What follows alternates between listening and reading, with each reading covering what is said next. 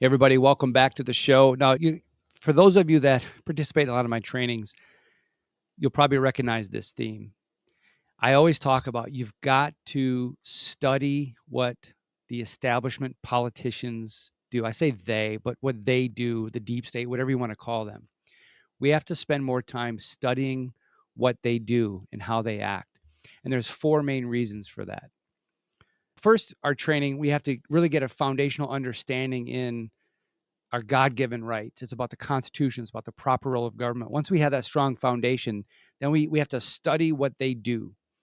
And when we study what they do and the games they play, the schemes that they use to try to sell people on these different legislations and all of that, we have to study these, one, so we can spot them. Two, so we don't fall prey to them. Three, so we can stand up and speak out against them.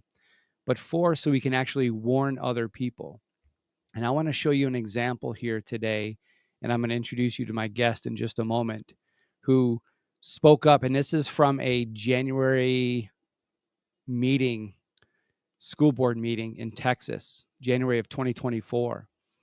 I'm just going to play you the first 15, 20 seconds until they gavelled her into silence right in front of everybody. We're supposed to have a natural God-given right to speak our mind. The Constitution is supposed to protect that right. The Constitution is not just for the federal government, but also to apply to the states. And they tried to play some games to silence her based on some little, we'll get into that, but watch this, you'll be shocked. I'm speaking tonight on information item C on the agenda, 2024 Magnet Pathway Project Grants, which is also known to include DEI, diversity, equity, and inclusion. I would like That's to what it's provide about. an update to this board regarding a formal grievance I filed against Victoria ISD Superintendent for violating his superintendent. Excuse me, I'm going to have to stop you there, Mrs. Haynes. At this point in time, you've named an individual person. At this point in time, you were gabbling. Named an individual. Warned in the preamble, if you were specifically addressed an individual as an officer or an employee of VISD. I would love for you to take that up, but at this time, we rest on our operating procedures and our policies here at VISD. Wow. I'm going to ask you one more time. Tracy, welcome to the show. Thank you so much for joining me today. Thank you, Jason, for having me. What a moment. So you were given public comments and you're given 3 minutes, and I've watched the whole thing, and I'll link to it down below so you guys can watch this. You spoke your whole 3 minutes, didn't you? Actually, I didn't get to the whole 3 minutes. No, you tried. I tried, Yeah. but I was cut off. And I realized with him shouting over me, whatever Yeah. I was trying to say wasn't. Now, I've watched the official transcript online, the official video online, and it, because he does stand up and speak off mic. We'll talk about that in just a little bit. He cut my mic off, but Yes. I kept speaking. Kept going. Yeah. So as an introduction here, Tracy, you're involved in so much in tech. I hit that button again. I want that to come back up. Tracy's a founder of Freedom Over Fear Citizens Unite, a Texas grassroots organization. You serve also as the Victoria County Director of Families Engaged for Effective Education. Most importantly, though, you're a wife, mother of 3, and you're trying to stand up and speak up. How did you get here? So this video is from January. Your journey didn't start January 2024. Tell me about you and how you got to that moment right there. Yeah. So my journey has always been an involved parent with my kids' education, public school. They were in public schools close to 20 years because we have 3 children. But my journey with being really active in school board and going and learning what I can about the district and began in 2020. And when I saw the overreach of government then with what I call medical tyranny. Yeah. And there was a point where it was 2021. This was 2021 already. And it was the fall of 2021. And they were trying to fear monger again and they were threatening masking up and doing the whole thing over again. And myself and 3 other moms decided, no, enough's enough. We're not going to watch this happen again. So we came to a school board meeting and stood up, and we were watching a mama bear group out of Iowa called Freedom Over Fear. And we decided to replicate that here in Texas. And so we adopted that name, Freedom Over Fear, and then we added Citizens Unite to make it our own. So people outside of Texas, when a lot of us think of Texas, we think, oh, the great state of Texas, very independent minded, we always hear about the conflicts and, oh, Texas will be the first to secede. It's always but you guys, it's very Republican. It's very conservative, liberty minded, freedom, right? But what you're dealing with in Texas, even today, it's getting worse and worse with the takeover, if you will. But a lot of it's being perpetrated by people with Republican or elephants on their lapel pins. I've met so many people who have woken up because of COVID. Prior to that, were you engaged at all? Were you voted, you're on the right and whatever? I considered myself a Republican, conservative, always did my civic duties, voted. And there were a couple of school board meetings that I spoke at when things warranted it. But this really, I say the Republican Party left me, right? Because I really consider myself a constitutionalist and a God-fearing grassroots, stand up for God-given rights. Yeah. I mean, I'm just trying to do what's right, and especially when it comes to children. Yeah. And what I see infiltrating into our school system. I lived in Florida for 22 years. In Florida, it's marketed as the free state of Florida now and all this. And it's always kind of, Ron DeSantis, he's done a great job, all this, blah, blah, blah, et cetera, et cetera. But I was uncomfortable with how much, not he, but a lot of people around him, taking credit for opening up a state he shut down. You know what I mean? It's like you shut the state down. You allowed that to happen. And now it's the free state of Florida because you're opening up a state that you shut down. Governor Kristi Noem, she's like the only true American governor with American values of freedom, liberty. And I remember watching a speech she gave Hillsdale College in 2020 that summer. And she said, I read the Constitution and nowhere did it grant me the authority to close my state down. So as a governor of a state, with our resources, our job, our responsibility was to gather as much information as possible, present it to the people of our state, and say, you need to make the best decisions for yourselves, because I don't have the authority to tell you what you can and cannot do. I can't shut your schools. I can't make you wear a piece of cloth on your face and whatever. You know what I mean? And so I would expect Texas would have been that state. You know what I mean? Oh, yeah. But we have some swampy creatures here in Texas, and they're not just on the left. We have a strong establishment, a ruling elite, and they love power and they love control. And education is a huge part of the budget, the Texas operating budget. So if Texas falls, so goes the nation. We hear that, and we really are a target for people in our government, and I call them infiltrators because they're traitors to our founding documents. No, Kristi Noem said, I used to say I don't read the CDC in the Constitution. I see no bureaucracy written in the Constitution. Right. Yeah, that's who hold, many times that's where all this power is coming from. Yeah. The bureaucracy. Right. Yeah. And I see, to fast forward, I don't want to jump ahead too far, but this whole idea, because a lot of this there's momentum for this national conversation we're having about education. And I truly appreciate Trump bringing a lot of these things and the people around him to the forefront of that conversation, which is great. We've probably been saying the same thing I've been involved in politics for over 20 years. Department of Education, got to go, blah, blah, blah. It's not in the Constitution. The federal government should have no role. It's local, state, but local control. And I recently wrote an article on a website, I'll post it down below as well, regarding the founders and their vision. And it is very local control. In Texas, your school districts are called, you guys all say ISD because you're used to it. but it's an independent school district. It's supposed to be independent. But there's two bills at the federal level now that are out there that I've seen about closing the Department of Education. One of them is by Thomas Massey, and it's one page, I think like one sentence, close the Department of Education. There's another one, I forget who proposed it, but the title is something like Return Power to the States Act or something. But it's like dozen pages. It's got all these details, and it's moving these different functions to different agencies. It's not actually returning the power to the states. That's the games they play. Mhm. Even returning the power to the state, I want to know the definition of what that is. Yes. Because of the Texas Education Agency, Mm-hmm. which is just an arm of what the Department of Education has been doing. These agencies that operate the state. Yeah. Department Again, of Education at the federal level, they're not Mhm. elected. And they've got amazing sway and all these dollars.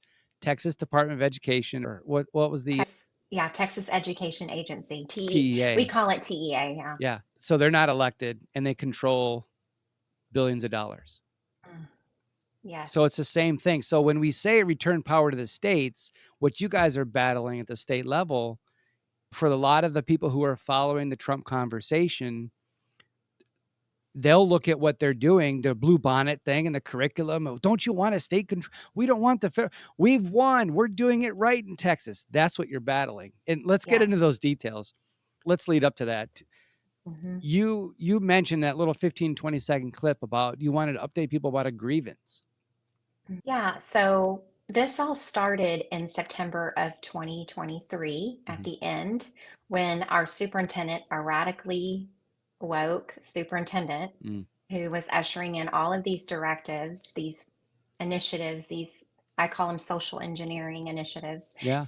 He released a press release about a $15 million Department of Education grant, and it was STEM for the science, technology, education, mathematics, and engineering, engineering, mathematics.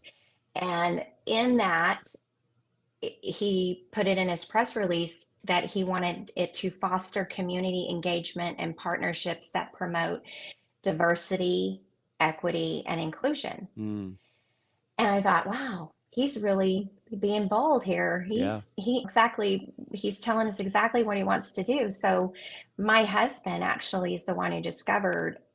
He went on the Department of Education website and saw the brochure for this program, and right there, DEI. Wow. And so right away, I did a public of information request, outlined exactly what I needed from the district to get the details of the grant and any communications between the parties. And so they slow walked it. They took the full 10 days, and I even had to follow up, like, what's the status? I finally got the information, and from there, I filed the grievance. And then that led to our grievance being heard in December. What was the grievance on, though? Was it the process? Oh, yes. So the grievance was that the superintendent violated his code of ethics because he hid the details from the legislators that he needed to sign on this grant. When you apply for a grant, a Department of Education grant, especially for this amount of money, you have to have letters of support. So he needed letters from our senator, our Texas senator, our House rep, our U.S. Congressman Michael Cloud, who's been very outspoken about DEI being opposed. Right. And then, of course, community leaders like our mayor. There were many people that he sought letters of support for and received, but nowhere in the letters of support did he say he was going to use this grant for DEI. It was strictly outlined as just for the STEM. Wow.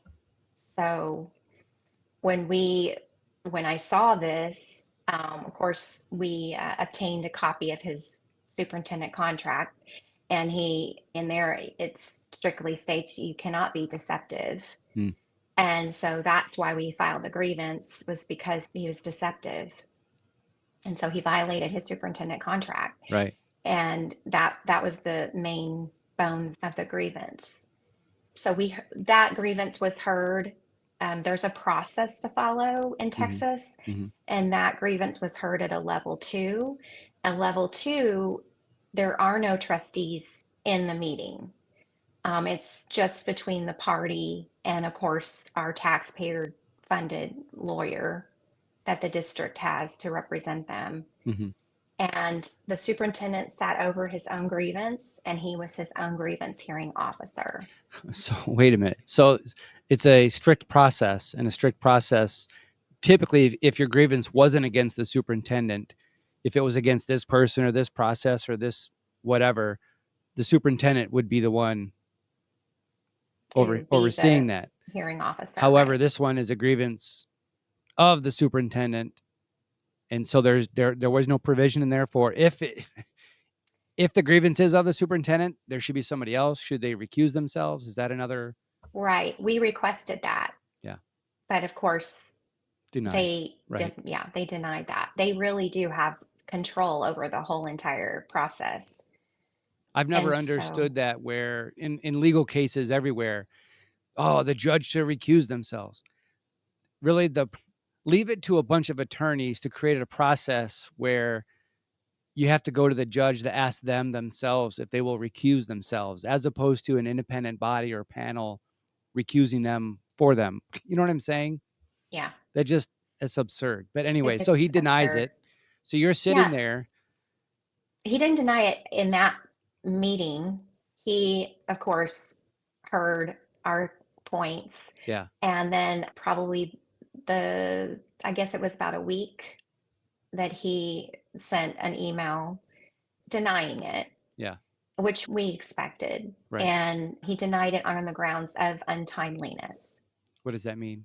There's a Untimeliness, process. You have to get it done in certain days or something, and then you didn't. yes. So between the time that you become aware of the issue, Mm-hmm. you have 15 business days. That's what the local policy is. You have 15 business days to file the grievance. And because they slow walked it the Right. full 10 days, and Mm-hmm. then I had 4 days, I think, to review all the documentation. And then immediately I filed the grievance. So I think it was maybe I don't know, 22 days or something Yeah. that it took me to So get through.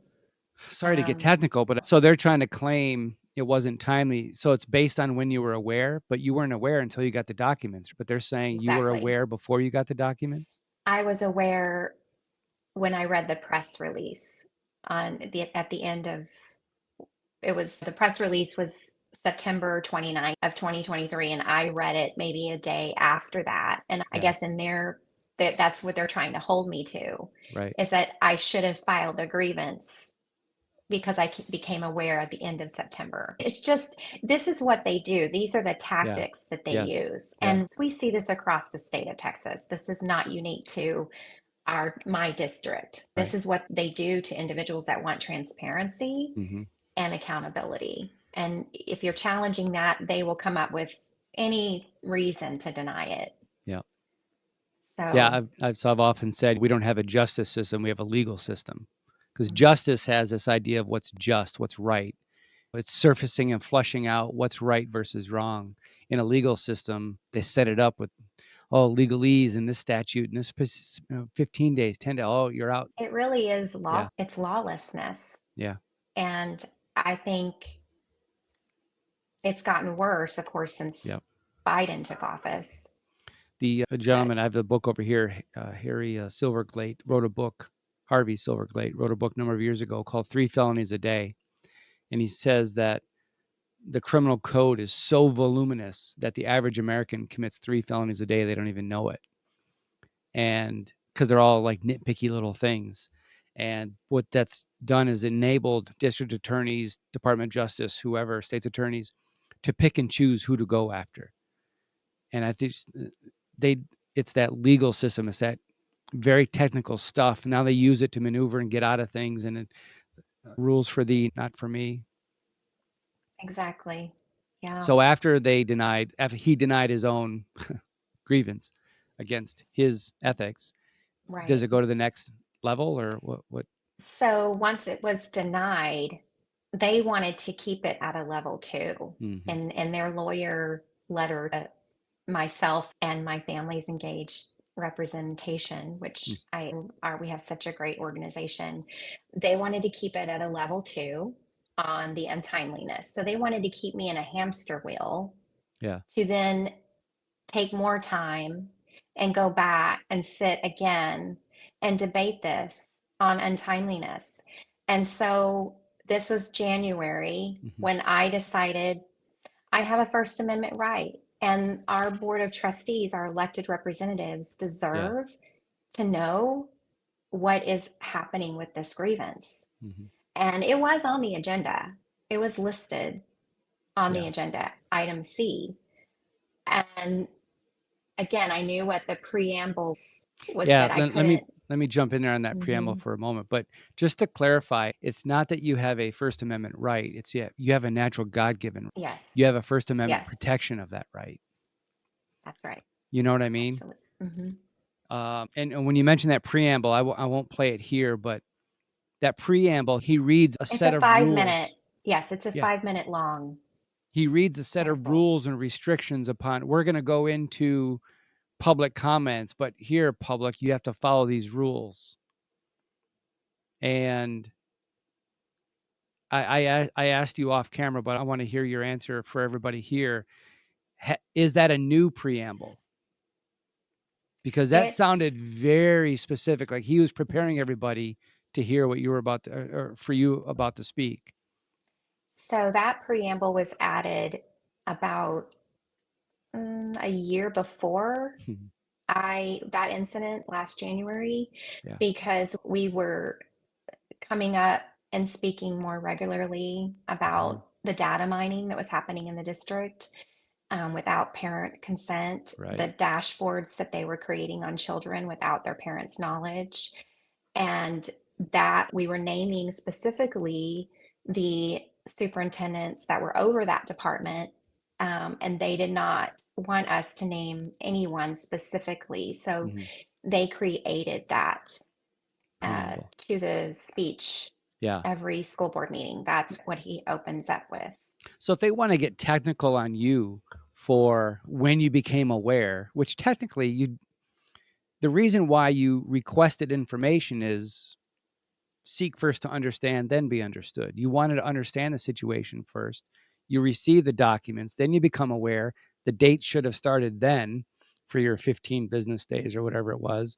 But they're saying you were, so they're fighting around technicalities. The technical Mhm. detail of that preamble says that you're not allowed to, even though you have a God given right to speak your mind, the First Amendment protects that right. But the preamble says you're not allowed to name anybody by name. And he uses the word in that preamble by name. And when you Mhm. listen to what we played at the beginning of this, you didn't say his name. You said the position, the superintendent. Mhm. So if they're going to go down the technical route of dates and you never said by name. You never said the No, name. and in the course of a few months and even after this grievance situation, there were people that came and spoke against certain trustees that we had gotten elected because we're very busy trying to get conservative board members to represent all sides. Mhm. And we're trying to flip the board. And these individuals would be mentioning this particular trustee by name, Mhm. and he gave them absolutely all kinds of liberty to do that. But when it's holding a superintendent accountable, Right. it's just not, it's so biased and Yeah. it's so unfair. And it's just, again, rules for, Thee, but not for thee, me. but not for me. Or Yeah. rules for you, but not for my friends. Not Right. for people that I disagree with. So that's a very Right. hypocritical, inconsistent Yes. application of these strict. And so he was Hmm. basically in that preamble saying you can't mention them by name. And he gave reasons because they can't defend themselves or something. Or what was the whole excuse behind that? Or do you know an excuse behind that? I don't. It was. It's 5 minutes long. Mhm. So I gotten to the point where it's Right. such a violation Yeah. of really, like you said, our God-given Yeah. rights. We are petitioning our government. For That redress should of not, grievances. yep, that Yep. should not be infringed upon. Yep. And he reads that. So in my mind, in my view, you're violating the Constitution every time you open up a school board meeting. Yeah. Yeah, and that is during public comments. This isn't inviting someone to come in to speak on a topic, and this is the topic we're gonna have you speak about, or we're gonna this is public comments. Right. So Right. when you spoke, when I listened to that and he gavels you within 15, 20 seconds, once you mentioned the position of superintendent, not by name, he gavels you silenced, but you kept going. You did remind him of the Constitution, and then you Mhm. kept going. Mhm. Thankfully, you handed your phone. You had someone there recording that Yeah. because on the Yeah. official video, you're silenced, mic's cut off. He actually, you can't hear him on the official video, but in that video there, which I'll link down below, you hear him stand up and try to explain to everybody what's going on. And he's trying to put it in a framework of they're the jury, and this is an ongoing case, Right. and that there could be facts given that they don't need to hear until Yes. deliberation. Tried to make it sound like it's a court of law. Like you're tainting the jury, Right. tampering by having public Right. comments. Yeah. And in the process, in what you can't really see because of the angle of the video, Mhm. is that he called over a security officer Right. and a administrator to come and intimidate me even further. And at that point, I'm being drowned out anyway. And Mhm. I did say, oh, I forgot to tell you this, but I handed out packets of the evidence Mm. to each trustee before I went. When I got there to the meeting, I handed it to the administrative secretary of the superintendent. I said, I would Yeah. like for each trustee to get a packet. After I was done, gavelled out, and I went back and sat down. They took a recess later, and the trustees were instructed to give those packets over to the superintendent. So there was an obstruction there as well. Wow. So all the packets were like this thick. I Mhm. printed them on my own dime Wow. because I wanted the trustees to see what I had gotten, Mhm. all of the evidence, that I wasn't making this up. Wow. Not that local media is worth much, but have Mm. you talked to local media about this? No, they're the ones who that night they had a reporter on the front row snapping pictures of me. This was I call him he did the education beat, but he wasn't from Victoria. He was from Illinois. And they bring these people in. It's almost like they bring these people in for a short stint Mhm. and then they leave. They do their damage and then they leave. And he's not even covering education beat here in town. He went on to Baton Rouge.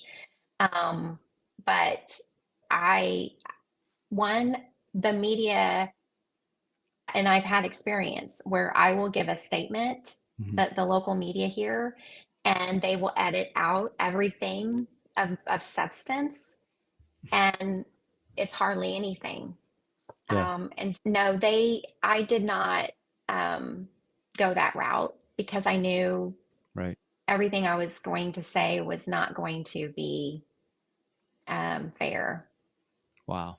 So I took to my own grassroots page Mhm. and the army of other grassroots in the state, Yeah. and we blew the story up. Yeah. Hmm. That's awesome.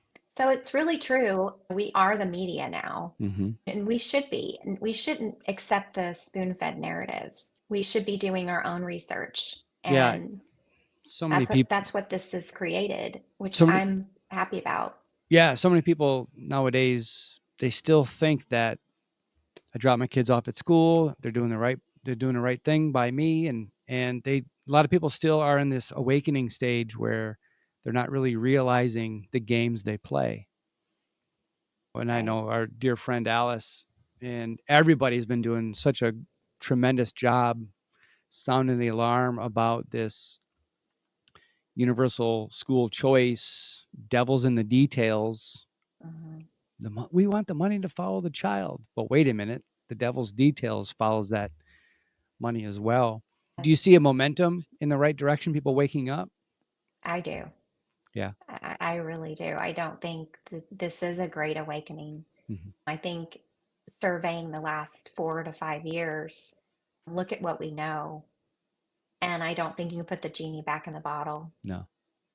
Mm-mm. No, it's going to continue. Because it's so hard to fight it sometimes, because a lot of times people on our side, on the right, we think we have this perception of how things should be, and them, the establishment that are doing this massive takeover, are using our language. Yes, return power to the states.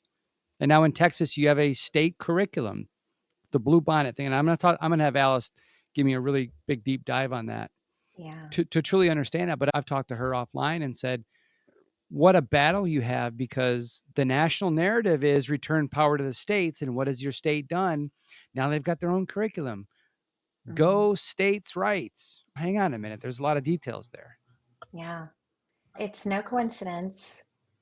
I believe there are no coincidences that they've adopted this state curriculum and they're pushing universal school choice all at the same time. Mm-hmm. And anyone that is doing their own research, looking into the centralized government agenda, Mm-hmm. where everything falls under one centralized government, that is extremely dangerous. And that is not the American way. And we should push back anytime on a government state curriculum. But Tracy, it's got Bible stories in it. Yes. And I That's a think a lot game. of, that's a game. A lot of people hear that, the uninformed Mm-hmm. hear that, and they think, oh, that's what we need. Yeah. I'm all for children hearing about Jesus and our principles and what our founding fathers wanted, but what they fled from was a centralized religion. Yeah.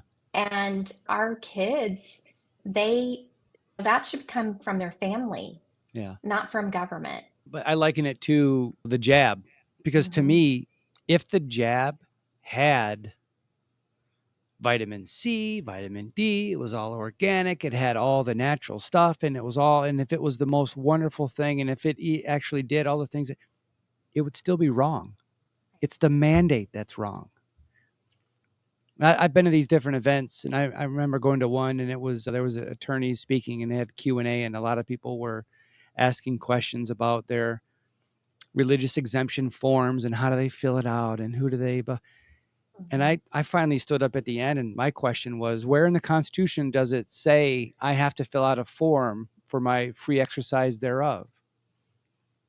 And my opposition to the jab isn't specifically in addition to religious grounds as my temple, but it's just the mandate. It's wrong. You can't tell me. So even if it had all the wonderful things in it, it would still be wrong.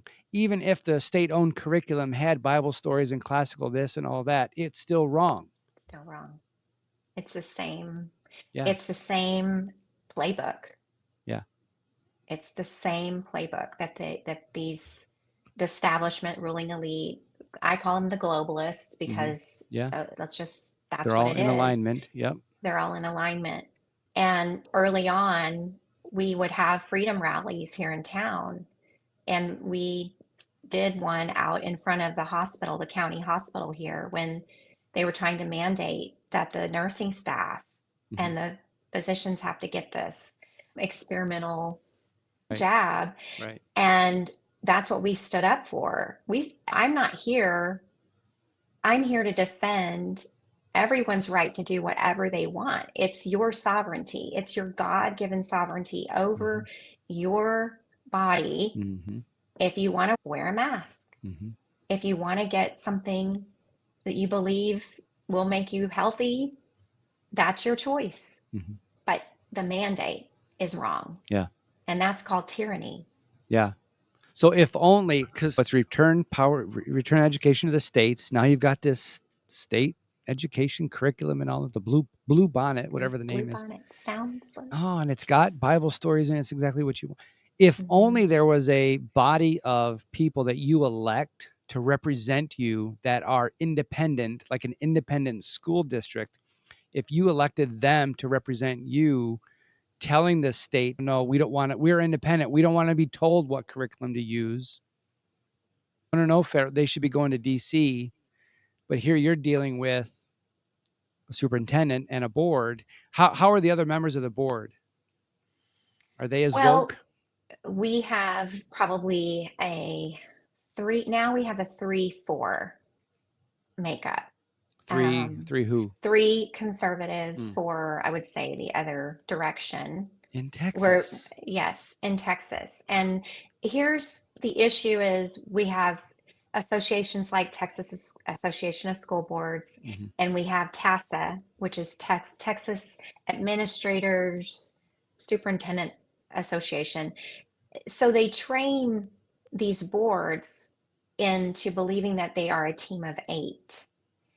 So anything that the superintendent puts forth, they don't scrutinize it. They don't ask questions. They just rubber stamp. And so that's what we're fighting. And again, that is an attack on local government. It's an attack on our local independent school district. Right. And I have myself and my husband and a couple of others, we've sat down with the interim superintendent now. Now, there's been some changes according that I like to say we've been effective in our grievance because our woke superintendent resigned last April. Wow. And just recently, the board president that bullied me from the dais has decided he's not going to seek re-election this coming May. Wow. So we have been effective, even though they were denied and we've been put through a lot. It's been effective in standing up for what's right. Yes. And that is awesome. We know that the independent school district has been under attack, but like you said, our school board members are elected. And they should be pushing back on the Texas Education Agency because honestly, it's the TEA that is the driver in the schoolhouse being on fire. Right. We can see it. Any amount of time you've been in this, you can see the TEA and their initiatives, and then they always dangle money carrots to these desperate districts that are not getting the state funding, but yet being mandated to hire extra security for each campus. That happened this last Texas session, and they are not given any money to fund that locally. So we see districts being in deficits. We see school closures happening.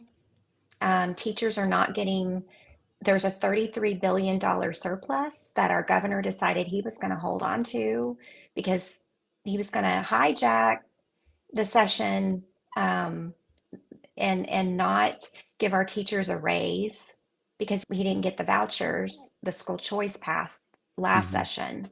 And here we are, we're going into another round of our Texas session starting in January, and he's already trying to push his voucher ESA scam. I remember before his last election, seeing articles talking about, is Abbott proposing getting rid of property taxes? Whatever happened with that?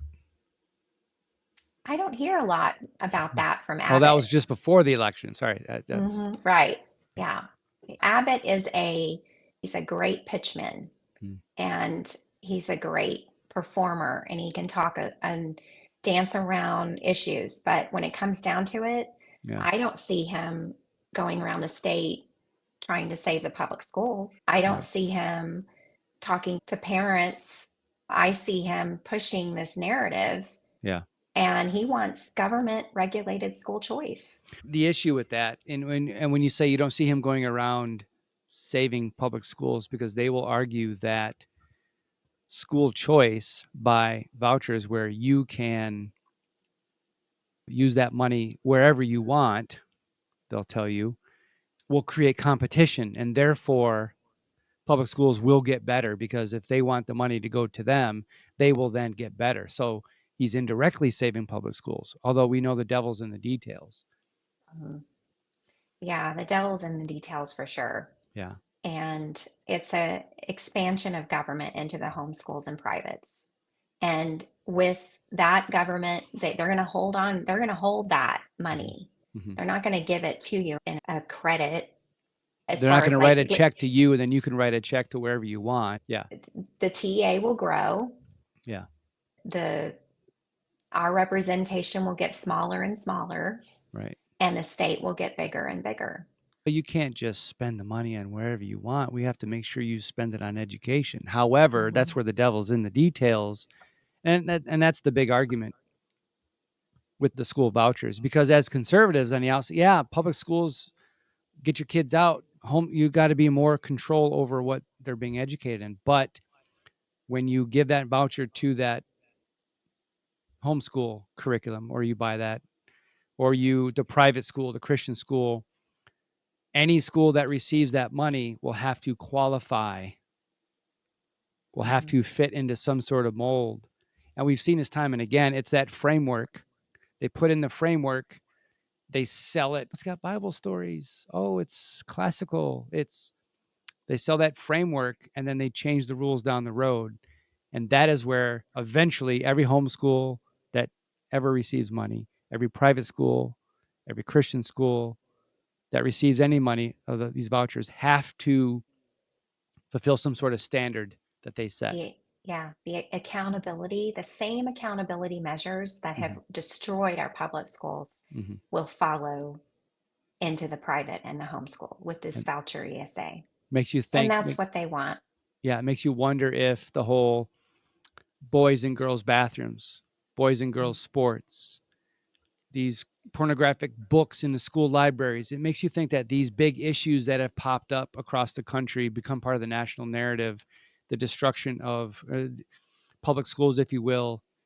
It's almost like that was done on purpose or allowed to drive a demand for a universal school choice voucher, devil in the details system, right. Strings attached. I always say government never lets a crisis go to waste. So you had a big fight this past summer regarding the no strings attached, correct? Yeah, we did. We went to the GOP state convention, myself and 3 other family engaged members, and they, at the time, they had school choice in the top 8 priorities in the party platform. Did it have no strings attached in the platform? The language, yes. It had the no strings attached from the previous convention. And they wanted to remove that language last summer. Wow. Yeah, in May. And we fought that. We were successful, and we got school choice knocked down to, I think, number 9 or 10. And we fought to keep the language in the party platform with no strings. But what was passed has strings. Oh, maybe I got that wrong. No, I'm sorry. No, the party platform is the same, but what they passed in the legislature has got a bunch of the strings, correct? They haven't. Do you mean they haven't passed school choice in Texas? That's not done yet. Okay. No, they're going to fight to do that. They're going to fight to the same agenda this coming session that starts in January. They're already gearing it up. Yeah. So it hasn't passed in Texas. Okay. We're trying to hold the line. But the blue bonnet thing is what's the state curriculum. Yeah. Yes, the HB 1605. They passed last legislative session, and we fought that, and they passed it. There was only one Texas senator that held the line. Wow. And voted no. Goodness. Yeah. And of Wow. course, the State Board of Education, in an 8-7 vote, voted to adopt part of it But you've in gotten to the September. point locally by standing up, because this is what I said in the beginning. We have to study these tactics so we can spot them, so we don't fall prey to them. So many people are falling prey. It's got Bible stories in it. No, it's the mandate that's wrong. So we can spot them, not fall for them, so we can stand up and speak up against them like you've done. And so you can warn other people, which this great awakening that's going on, the momentum that we've got, it's heading in the right direction. And because of that, they're not running again. Who was it you said is not running, decided not to run again? The school board president, Yeah. the one that I called him a tyrant, Wow. and he didn't like that, No, I'm sure. but that's how he was behaving. Not by Um, name. You just call him a tyrant. Not by name, but yeah, you have to keep standing. Mm-hmm. You have to push back on what the the people that are misguided, not standing up for our freedoms. Mm-hmm. I've always said, not everyone belongs in political office, especially those that don't stand up for the Constitution. Yeah. And each one of these board members swore an oath to that. Mm-hmm. And it's good to hold our leaders accountable. It's good to ask challenging questions. Yeah. We shouldn't shy away from that. Yeah. Our public servants, hold them Yes, accountable. our Yes. public servants. Yeah. Yeah. Wow. That's awesome. Tracy, thank you so much for all you do. Thank you for standing up, speaking up, and getting engaged. Well done. Job well done. Thank you, Jason. You bet. Thank you so much for this opportunity to Mm-hmm. share this story. And thank you for what you are doing too. As John Paul Jones said, I've not yet begun to fight. Thank you. Yeah. God bless. Thank you. God bless you.